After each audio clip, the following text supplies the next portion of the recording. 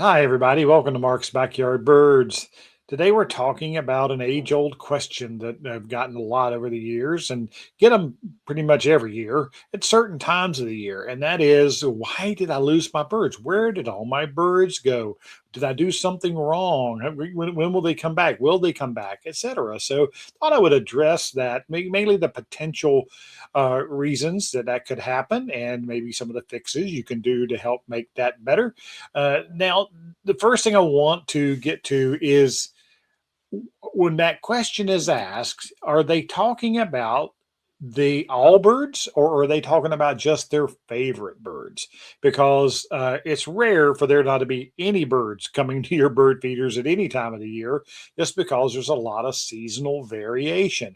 And of course, the most common thing you think of when you think about seasonal variation is migration. We have birds that move in the area and birds that move out of the area at certain seasons. Obviously, spring and fall are the classic migration times, but late summer, people don't think that of July or late July is a migration season, but it really is. So, things like hummingbirds and orioles and some of the other birds that came in, you saw in your yard in the spring and early summer, they some of those birds migrate out very early or mid July for orioles and things. So that can be part of it. We know migration is a thing, but for the ones that stay there, one of the things that, of course, happens is a shift in diet. And that shift in diet has to do with two things. One, of course, is potential nesting and needing to shift their diet because they're even cardinals and classic seed eating birds have to feed their babies insects. So, the two factor there is nesting causes on a shift in diet because they can become far more dependent on insects than they do seeds, but also territoriality.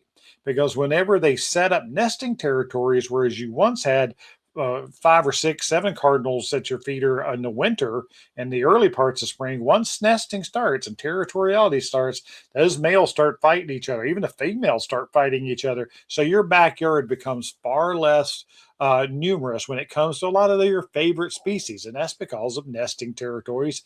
And of course, then they have to start eating insects. So, just like orioles are a classic example. When they first get here in the spring, they're eating your grape jelly, and everybody loves it. And you're eating your oranges and drinking sugar water, and then all of a sudden they stop.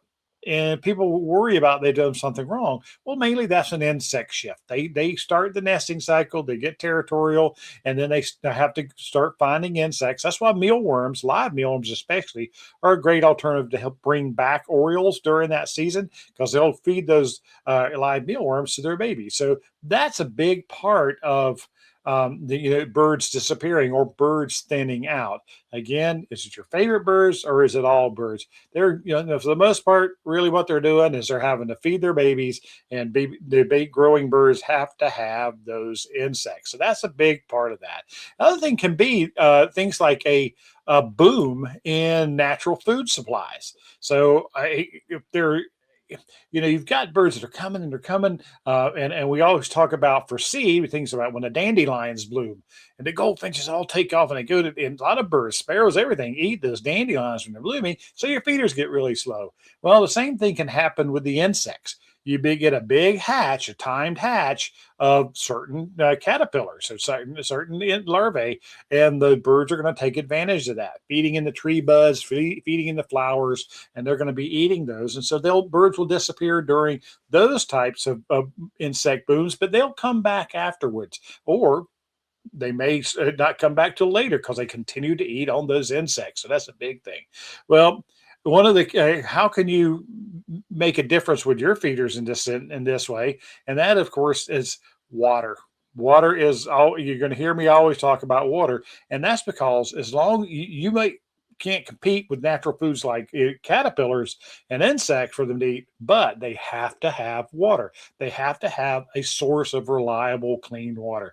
And so, water features can be anything from like this pretty extravagant frog pond, as Kurt calls it, and they are it's he's got shallow water, different water. He's got moving water to attract them. The sound of that, and so the birds, even if they're up there in those oak trees eating the caterpillars, then they had to have water. So providing a good source of water, especially moving waters, can help that shortfall of birds that you have in your backyard and you're visiting your feeders and such, because all birds have to have water to drink.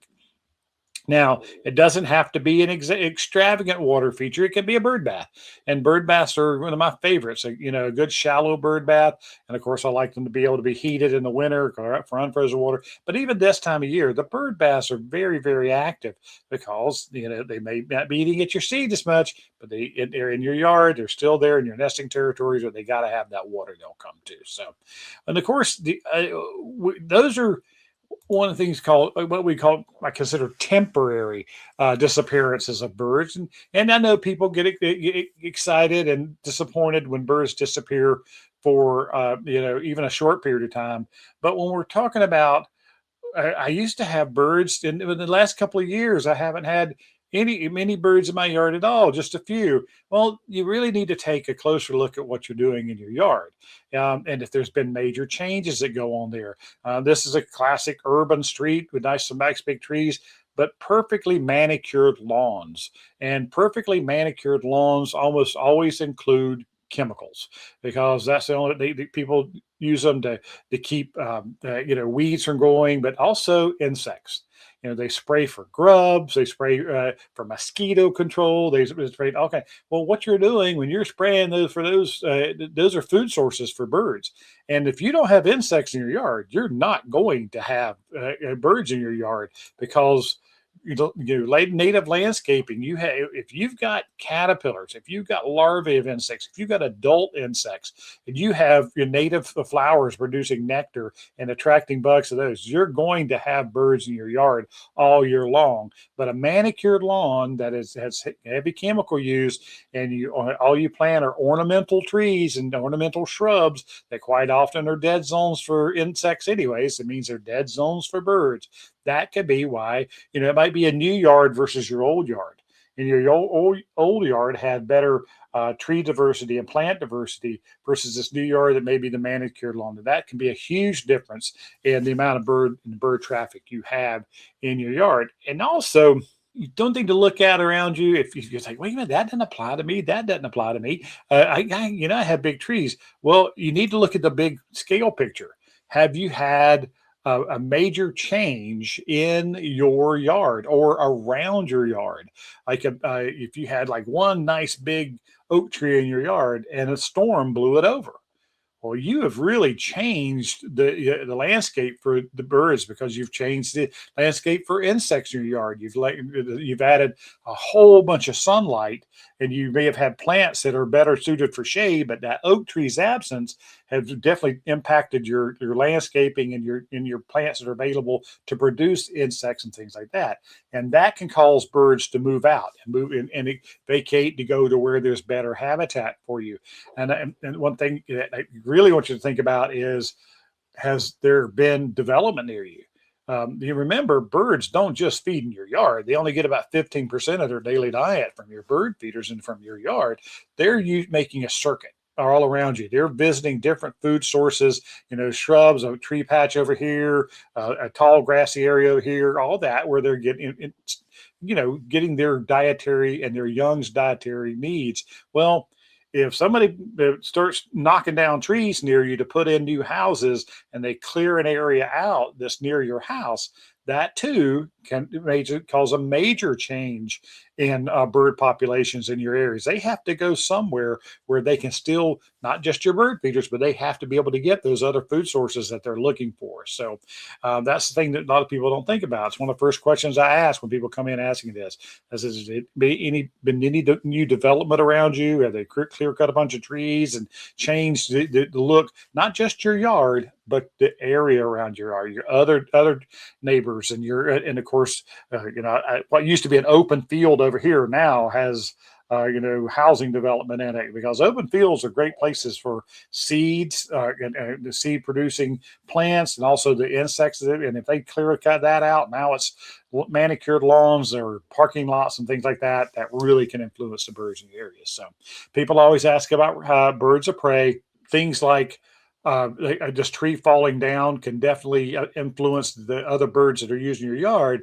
But when it comes to the birds of prey, hawks and owls and things like that, they really can't overly impact your bird feeder, say the birds in your yard, because when their bird numbers go low, they move on. And the birds tend to come back, and they're fine if the habitat's there.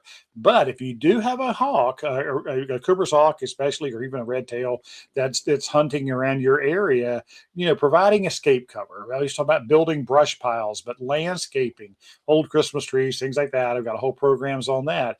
But the birds have to have somewhere they can fly into for good escape cover, because that gives them confidence that if their predator ducks come along, then they have a place to escape from. And of course, we're talking about free roaming cats you have a huge impact on the birds in your yard.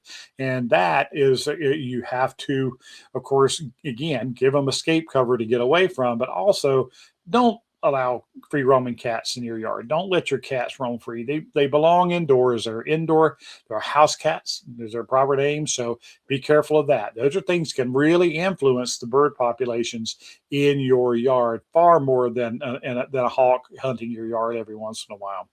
Well, it's a great idea for a topic, and it's something that is near and dear and to me. And of course, people who feed birds regularly, we don't like it when our birds leave, and then we don't like it whenever they disappear from us, because they're part of the family. They're outdoor pets, as we like to call them. So I hope some of this helped. I'll have some links to a couple other videos that may help you that I've done in the past in the description below. So if it's a great idea for the program, if you please would send in more ideas for programs, we want to talk about what you want me to talk about. So if you liked it, please give us a like, give us a share with your friends, if you will.